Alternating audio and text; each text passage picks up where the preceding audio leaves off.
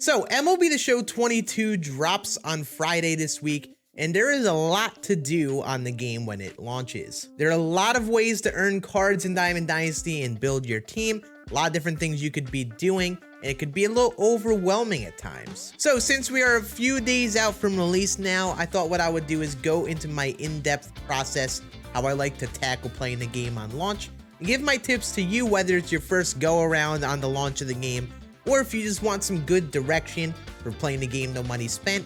Yes, I do play the game no money spent. It's a way I like to play each year. I've not bought Stubs in basically years, and help you all get an understanding on how launch will likely look like and the general process I like to follow for building your team. Note, this is before the feature premiere on Friday. It is Tuesday, so we are a lot earlier in the week from the game dropping.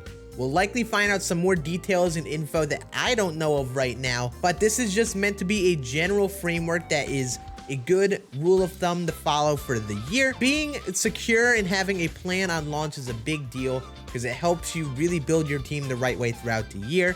You're being smart with your stubs, you get collections done, and it all starts at launch and being smart with how you build your team. And whether or not there are details about certain modes we learn later on in the week here, this stuff is going to end up following the same type of thing, and these steps will help you no matter what we find out this week. But now, without any more time, let's hop on into my strategy about playing launch and MLB The Show 22. And we'll hop on MLB The Show 21 so I could help visualize this stuff to you, so we can explain these things. There are 3 big steps overall to my process in terms of building your team the right way. First, you build your team with whatever resources you currently have and some offline mode grinding. Then you can earn players and stubs with that team you've built in some of those online or maybe offline modes. And then you collect the players that you could collect, use those stubs for collections so you can build your team some more, earn more players, and again, keep on collecting. And this is a cycle that kind of processes each time content drops and each time you do big steps in collections, because at the end of the day, we're all striving to keep on getting our team better as best as it can be, and this process kind of cycles within itself. But I'll go into more details on those 3 steps from the get-go of launch. As you see, this team I currently have is absolutely buns. It'll probably be somewhat what a lot of teams look like off the rip. There may be a couple of diamonds here or there, but overall,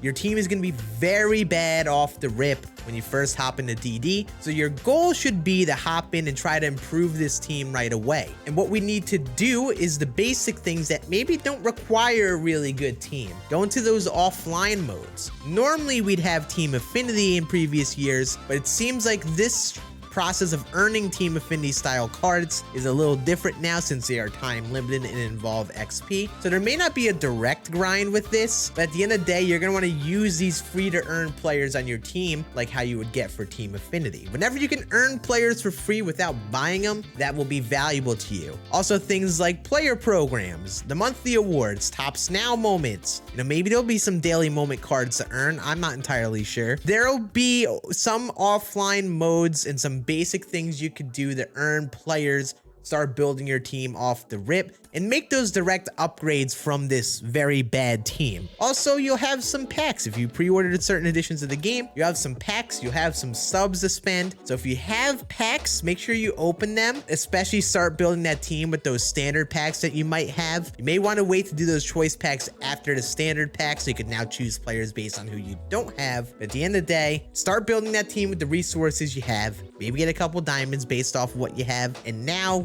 have an okay team after a bit. Now, once you get your team to a point where you're comfortable enough, maybe you have a few diamonds, maybe you have enough players where you feel like you want to start playing online, this is where you make your goal to use this team you've built to earn the rewards online in different modes. So you can play ranked seasons, try to get your 30 wins for the World Series reward. Honestly, I hope they change that, by the way, because that caused a lot of quits. Or just get World Series if you're good enough. Use this team to start getting these rewards for ranked, getting these players for free. You could Sell these rewards early on in the game for good stubs. They'll be valuable, and then you could save those stubs for later. Same thing with BR. Even though BR, you don't need a specific team, you need a somewhat comfortable stub count to start drafting teams since it costs 1,500 stubs. Or you can hop into events, which is usually a more laid back way to grind players. But still, you hop in, tally wins with the players you earn, and now you can start earning some more rewards. And a key thing, whenever you get these online mode rewards, I truly recommend selling them usually, especially if you're going to try to get them sooner while they're their peak value. This will really help you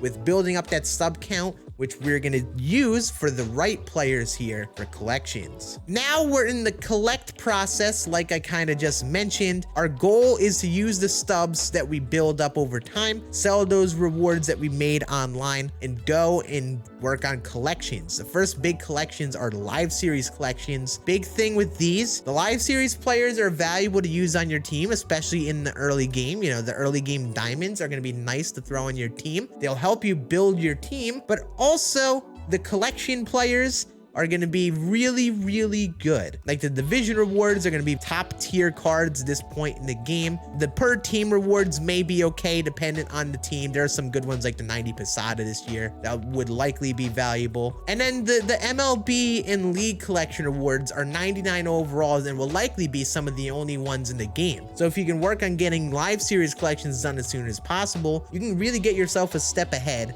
by getting yourselves the best players in the game. But even if you don't get these done right away, the collections are valuable for the other collections later in the year. And then you could use those flashbacks for the Legend and Flashback collections and get these vouchers and such and collect someone like a Mariano Rivera this last year. So at the end of the day, I recommend spending majority of your stubs on collections, whether it's live series or the Legend and Flashback collections, because these players will help you build your team and are just also the main grind of the game. Collecting cards and building up that inventory is the overall goal, and you'll get more value getting multiple cards with a stub count that could go towards collections than keeping, say, 1 or 2 expensive rewards in online play or just maybe packs. Whatever you have, those players are going to be less valuable overall than the collection fuel, because these really build up as the game goes on. And now this is a cycle. You earn these collection players. You could throw them on your team to make your team better. Maybe now you can make World Series instead of just going for the 30 wins and get an extra pack. Maybe you could do more with events. Maybe you'll have more stubs now to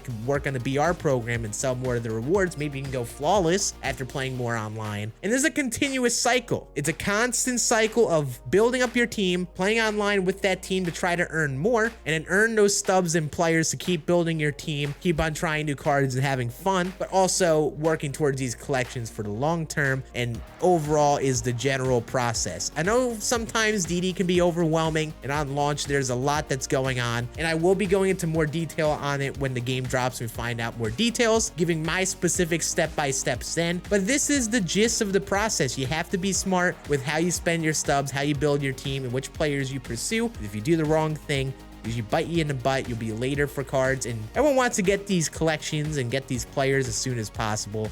And this is my experience and recommendations on doing that. By the way, the face of the franchise cards are going to be a big part of helping build your team and help getting your team off the right foot. So if you want to see a video on me going through all 15 of them that have been revealed so far and as many of the attributes as possible and give my recommendations on the ones I think are best, make sure you check out this video up here because I covered it in full detail last night on the channel, and taking a look at what these cards look like, or at least the ones that we've seen so far. I will be covering this in more detail in my No Money Spent series, in my tips to completing programs and such. So make sure you're subbed down below and turn on those notifications so you can keep up with all the uploads. Be triple uploading, double uploading a lot of days when the game drops.